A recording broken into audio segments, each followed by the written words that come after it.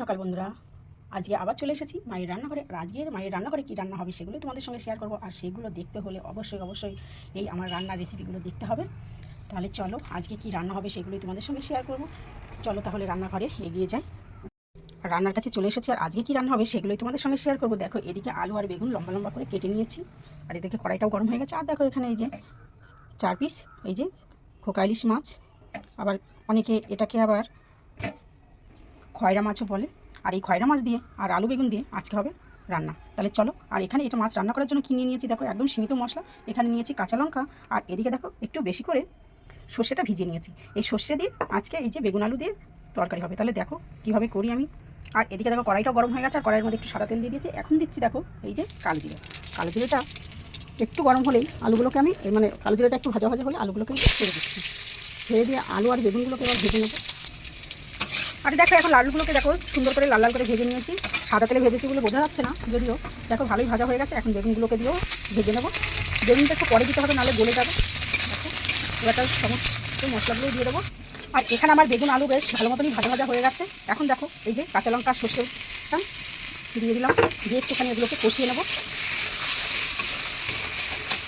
আর কোনো মশলা আমি দেবো না এখানে। আর এবার দিয়ে দেবো দেখো স্বাদ অনুসারে একটু লবণটা দিয়ে দেবো। আর কালারের জন্য খুব বেশি দেবো না, সামান্য হলুদ গুঁড়োটা দিয়ে দেবো। একদম সহজ একটা রেসিপি। দেখো বন্ধুরা একটু নাড়িয়ে চাড়িয়ে দেখো এবারটা আমি জলটা দিয়ে দেবো।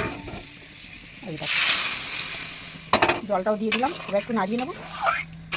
এখন 10 মিনিট ফুটবে। দেখো বন্ধুরা খুব সহজ একটা রেসিপি, কিন্তু কর্তামশাই খুব বকাঝকা করছিল যেভাবে রান্না করলে খাওয়া যাবে না। যাই হোক আমি রান্নাটা করছি আজকে প্রথম, তবে খেয়ে দেখি কেমন লাগে সেটাও তোমাদের সঙ্গে শেয়ার করবো। আর দেখো কালারটা কত সুন্দর এসেছে। এখন মাছগুলোকে দেখো দিয়ে দিচ্ছি। এই 4টে মাছই রেখেছি, এতেই কর্তামশাই খুব বকাঝকা করছিল, কিন্তু ও যখন এনে দেয় তখন কিন্তু আমরা খাই, তখন ভালো লাগে। আর আমি আজকে বাড়ি থেকে কিনেছি, বাড়ির ওপর থেকে 4টে মাছ, এর জন্য আমাকে খুব বকাঝকা করছে এটা কিনলে কেন, এটা কি ভালো লাগবে। দেখো এভাবে রান্না করলে ভালো লাগবে না? অবশ্যই ভালো লাগবে, তবে রান্নাটা হোক, টেস্ট করে তোমাদেরকে বলবো। আর কোনো মশলাই লাগে না, সর্ষে আর কাঁচা লঙ্কা দিয়ে আমি রান্না করে ফেলেছি। দুর্দান্ত স্বাদের হবে এটা। যতই কর্তামশাই আমাকে বকুক না কেন, এসে বলবে খেয়ে যে খুবই সুন্দর হয়েছে। তবে রান্নাটা হয়নি, দেখতে থাকো তোমরা। আর এখন আমার রান্না দেখো কমপ্লিট হয়ে গেছে। আর এখানে খোকা ইলিশ মাছ দিয়ে ইলিশ মাছের স্বাদ মেটাবো, এর জন্য দেখো লাগবে একটু, যেহেতু সর্ষে দিয়ে করেছি, কাঁচা সর্ষের তেল, একদম আমার ঘানির তেল। একটু কাঁচা সর্ষের তেলটাও দিয়ে দিলাম, দিয়ে একটু নাড়িয়ে নেবো। বেশ রান্না কমপ্লিট, এবার নামিয়ে নেবো। আর রান্না বান্না তো কমপ্লিট, আর এখন খেতে বসে গেছি। দেখো এখানে সেই মাছের ঝোলটা, এই যে দেখো এটা আমি ডাটা দিয়ে একটা তরকারি করেছি, সজনের ডাটা দিয়ে। তাহলে একটু নিয়ে নিচ্ছি সজনের ডাটা, খেয়ে বলবো কেমন হয়েছে। তোমরা ওইভাবে রান্না করে নিতে পারো। দেখো সজনের ডাটাটা নিয়ে নিলাম। আর এখানে দেখো এই যে সেই মাছ, খোকা ইলিশ মাছ, আর গোটা একটা বেগুন নিয়ে নিচ্ছি দেখো, আর একটা আলু নিয়ে নেবো। তাহলে এবার খেয়ে দেখি কেমন হলো। দেখো বন্ধুরা কত সুন্দর হয়েছে, তোমরাও ওইভাবে রান্না করে নিতে পারো।